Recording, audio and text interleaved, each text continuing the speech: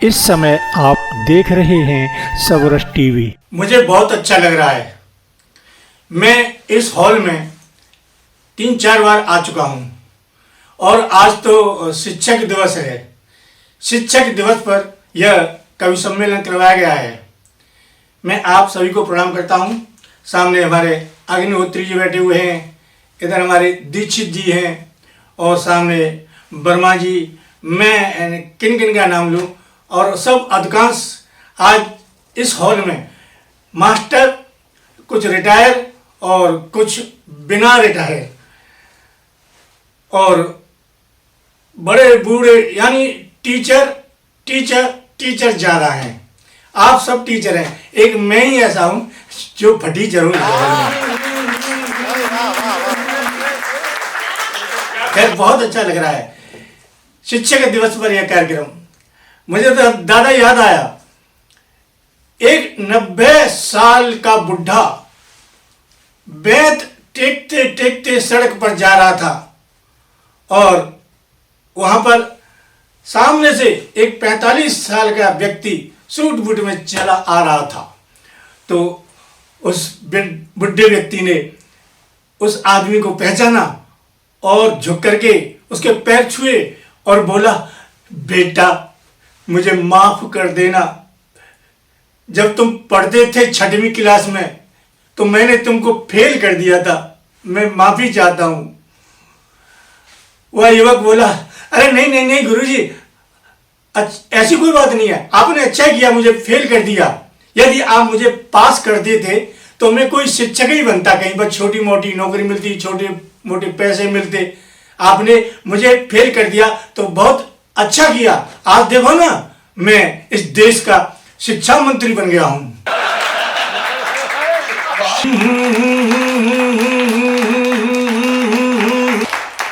तो शिक्षक दिवस पर यह कार्यक्रम मैं आप सभी को शुभकामनाएं देता हूं। और मैं वर्मा जी, मैं आपको बताऊं कि मैं जब प्राइमरी में पढ़ता था तो हमारे जो हेड मास्टर थे वो बच्चों को बिना बात छोटी छोटी सवालों पर डंडे से पीटा करते थे। और वो हेड मास्टर, गांव से स्कूल था 1 किलोमीटर दूर, तो अपनी साइकिल के पीछे भैंस को बांध के लाते थे। भैंस की साकर साइकिल में बांधकर और स्कूल में आते थे। गांव का स्कूल था, फील्ड बहुत बड़ा था और उस फील्ड में हरी हरी घास थी। तो मास्टर जी उस भैंस को अंदर फील्ड में ले जाते थे और बीच फील्ड में मास्टर जी ने एक लकड़ी का खूंटा गाड़ रखा था और जो नौकर था स्कूल का, वो भैंस के गले में एक दूसरी मोटी रस्सी डालकर और उस खूंटे से बांध देता था। और भैंस कम से कम 15-20 मीटर की गोलाई में उस हरी भरी घास का खूब मजा लेती थी और उसका पेट भर जाता था और वहां आराम से सोती रहती थी। अब एक दिन क्या हुआ, मैं स्कूल गया तो मास्टर जी बोले कि कल शिक्षक दिवस है, स्कूल में मेला लगेगा और यहाँ पर हमारे निरीक्षक आएंगे, अतिथि आएंगे, तो तुम ऐसा करना, घर पे हैसिया रखा है और जब कार्यक्रम संपन्न हो जाए तो तुम भैंस के लिए और घास काट के लाना और उसे घर पे दे के आना, क्योंकि आज मैं बहुत व्यस्त रहूंगा और नौकरी ये भी व्यस्त रहेगा। अब यह सुनते ही मेरे दिल में धक धक होने लगी। मैं घास काटूंगा, हैसिया मेरे हाथ में होगा और उधर बच्चे सब स्कूल में मेला में चाट पकौड़ी खाएंगे, मिठाई खाएंगे। मैं निराश हो गया। खैर, अगला दिन आया, सुबह से ही स्कूल में चहल पहल हो रही, स्कूल सजाया गया और सामने हॉल में पर्दे लगाए गए, टेबल, कुर्सियां, स्पीकर। अब क्या है, सभा शुरू हुई, शिक्षक दिवस शुरू हुआ। हमारे जो हैं विद्यालय निरीक्षक वहां पर आए और जैसे ही उन्होंने भाषण दिए, सबने शिक्षक दिवस की शुभकामनाएं दी। तो हेड मास्टर जी बोले, हमारे स्कूल में एक छोटा सा बच्चा है, वो कविताएं पढ़ता है। मुझे बचपन से ही कविता करने की याद थी और उस समय तो मैं आंसू कविता करता था। तो वो निरीक्षक जी बोले, हाँ हाँ सुनवाओ, बच्चे से कविता सुनवाओ, और मुझे माइक पर बुला लिया। अब मुझसे बोले, बेटे कविता सुनाओ। तो मैं कविता क्या सुनाता, मेरा ध्यान तो उस भैंस पर था, उस घास पर था। तो मैंने डरते डरते 2 लाइन बनाई और उन्हें सुनाई कि एक हाथ में रस्सा होगा, मेरे एक हाथ में हैंसिया, और बच्चे खाएं चाट पकौड़ी और मैं चराऊं भैंसिया। बच्चे खाएं चाट पकौड़ी, मैं चराऊं भैंसिया। एक हाथ में होगा हैंसिया, पिछोरा होगा मेरे पास, सब बच्चे खाएं चाट पकौड़ी और मैं खो दूंगा फील्ड में घास। यह सुनते ही सारे बच्चे जोर से हंसने लगे, सभी मास्टर हंसने लगे, अतिथि हंसने लगे, और वो निरीक्षक तो हंसते हंसते मेरे पास आए और मुझसे बोले कि बेटा क्या हुआ। हेड मास्टर ने मेरी तरफ देखा और आंखें निकाली।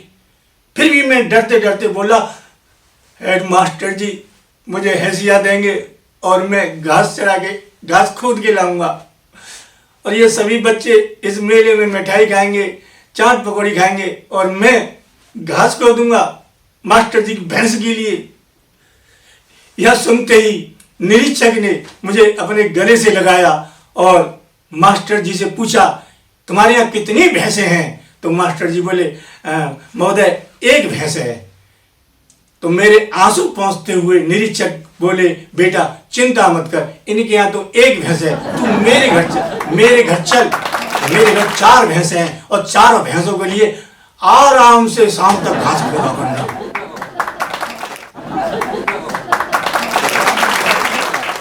अब निरीक्षक चले गए। हेड मास्टर जी मुझसे बोले, दोपहर को तू मेरे ऑफिस में आना। मैं ऑफिस में गया। मैंने कहा, गुरुजी क्यों बुलाया। गुरुजी बोले, तू पास होना चाहता है, तू जानता था कुछ है नहीं है। मैंने कहा, गुरुजी आपकी मेहरबानी हो जाए, आप मुझे नंबर दे दो, ज़्यादा नंबर दे दो तो मैं पास हो जाऊंगा। तो गुरुजी बोले, हाँ पास कर दूंगा, पर एक काम कर, बाजार को जा, मैं जलेबी खाना चाहता हूँ, गरम गरम जलेबी 1 किलो और रसदार, तू जल्दी लेके आ, और मैं आराम कर रहा हूं तब तक ऑफिस में। मैंने, ठीक है गुरुजी, पर मुझे पास कर देना। बोले, हाँ पास कर दूंगा। और दोस्तों वर्मा जी, मैं गया बाजार को गर्मा गर्म जलेबी लेकर के और उसमें रस भरवा करके, और मैं ऑफिस में आया तो मैंने देखा, मुझे देखते ही मिठाई का जलेबी का थैला देखते ही वो भैंस रैंकने लगी और मैं सीधा ऑफिस में गया। ऑफिस में जाकर देखा, गुरुजी टांग पसार करके मेज पर टांगे रख करके सो रहे हैं, और जो परीक्षा की कापियां थी वो टेबल पे उनके बंडल रखे हुए हैं। तो मैंने सोचा गुरुजी को जगाना अच्छी बात नहीं है, क्योंकि वो सो रहे हैं, गुस्सा हो जाएंगे। इसलिए वर्मा जी, मैंने वो जो जलेबी का जो पैकेट था वो मैंने जो कापियों के बंडल थे उस बंडल पर रख दिए और मैं वहां से चला आया। अब क्या हुआ, जो भैंस फील्ड में बंध रही थी, किसी तरह से वो रस्सा तोड़ दिया उसने और सीधी वो मास्टर जी को ऑफिस में आ गई, और जो चाशनी थी वो सब कापियों पर बह गई थी, कापियों में अंदर धंस गई थी। भैंस ने जलेबी सूंघी, खुशबू बड़ी मजेदार, और भैंस आ करके उस बंडल को, कापियों के बंडल समेत चबा गई।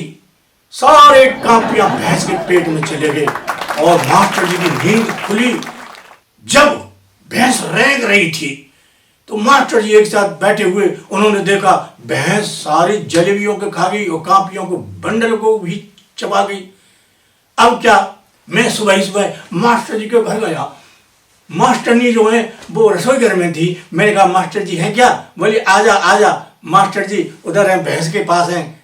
मैंने की, क्या कर रहे हैं। कि पता नहीं है, देख ले तू क्या कर रहे हैं। और मैं मास्टर जी के पास गया तो मैंने क्या देखा, मास्टर जी जो है भैंस के गोबर को पेन से कुरेद कुरेद करके एक कॉपी पर नंबर चढ़ा रहे थे। मैंने डरते डरते कहा, मास्टर जी नमस्ते, पानी लागू गुरु जी। मास्टर जी के पास डंडा रखा था। मास्टर जी बोले, शुक तुझे मैं देखता हूं। और मैं डर के मारे, उस डंडे के डर के मारे वहां से भागा। मास्टर जी चिल्लाते रहे। वो शिक्षक के दिवस है ना, इसलिए मुझे अब अपने बचपन की बातें याद आ रही हैं। और हाँ दीक्षित जी, एक बात बताऊं, जब मैं 5वीं क्लास में आ गया तो मास्टर एक दिन मुझसे बोले, देख या तो होश में आ जा, याद करके आया कर, तू कुछ नहीं जानता है। तो मैंने कहा ठीक है मास्टर जी, मैं कुछ नहीं जानता, तो मैं आपसे कल एक प्रश्न खुद पूछूंगा। बोले हाँ हाँ पूछना। मैंने अगले दिन दीक्षित जी क्या किया, एक तितली पकड़ी और तितली को मुट्ठी में बंद कर लिया। अब मास्टर के पास गया। मैंने कहा मास्टर जी, बोले क्या बात है। मैंने एक सवाल बताओ। बोले पूछ क्या बात है। मैंने कहा बताओ मास्टर जी, मेरी मुट्ठी में एक तितली है, ये जिंदा है कि मरी हुई है। अब तो मास्टर जी ने आंखें चढ़ा ली। मास्टर जी मन में सोचा, यदि इस तितली को मैं मरी हुई बताऊंगा तो ये मुट्ठी खोल देगा और जिंदा तितली मिलेगी, और यदि इस तितली को मैं जिंदा बताऊंगा तो ये मुट्ठी भींच के तितली को मार देगा। अब मास्टर जी इतने गुस्सा, बोले बड़ा होशियार है, बहुत होशियार है। तो मैंने कहा मास्टर जी बताओ ना, ये तितली मेरी मुट्ठी में जिंदा है कि मरी हुई है। तो मास्टर जी मुझसे बोले, बेटा इस तितली की जान अब तेरे हाथ में है, चाहे तो तू उसे जिंदा रख, चाहे तू उसे मार दे। और मैं तो बताऊं ये तितली मरी हुई है। तो मैंने तुरंत मुट्ठी खोल दी, देखो जिंदा है, और तितली वहां से उड़ गई।